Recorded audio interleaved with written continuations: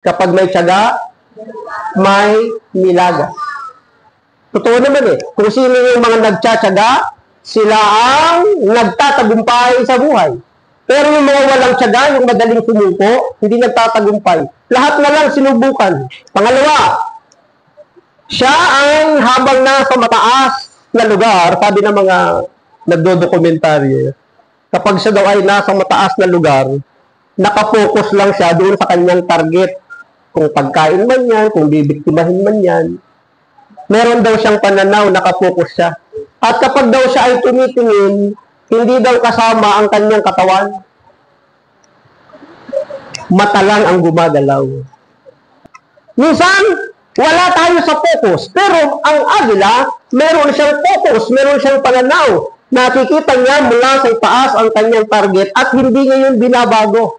Kasunod, hindi siya agad-agad na sumusuko. Siya ay masigasig at walang takot, matiyaga sa kanyang target. Kaya nga sinasabi na kahit daw gaano kalaki yung kanyang target, yung kanyang bibiktimahin, talaga daw hindi niya kinakatakutan. Kahit mas malaki pa sa kanya, nilulusog niya eh. Tinatarget niya, pinipray niya eh.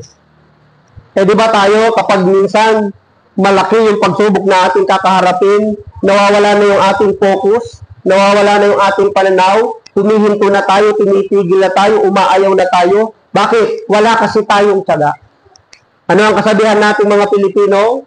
Kapag may tiyaga, may nilaga.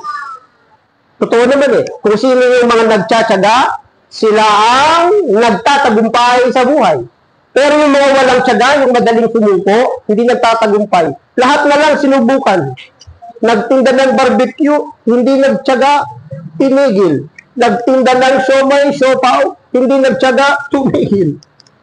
Nagtinda ng detergent, liquid, hindi nagtiyaga, tumigil. Ang dami nang pinasok, pero hindi nagtagumpay. Bakit? Kasi walang pagtsatsaga. Tingnan po ninyo yung mga manliligaw daw nung araw. 7 taon na pinagtsatsagaan para magtagumpay dun sa kanyang nililigawan. Eh ngayon, wala na pong tiyaga eh. Pag inisnab na sa isang chat, isang text, sa isang pakikipag-usap, wala na. Tigil na. Ayaw na. Sabihin mo sa iyong katabi, huwag ka kaagad susuko. So ano ang katangian ng agila? Hindi agad-agad sumusuko. Thank you all for watching this here video. Please like and subscribe.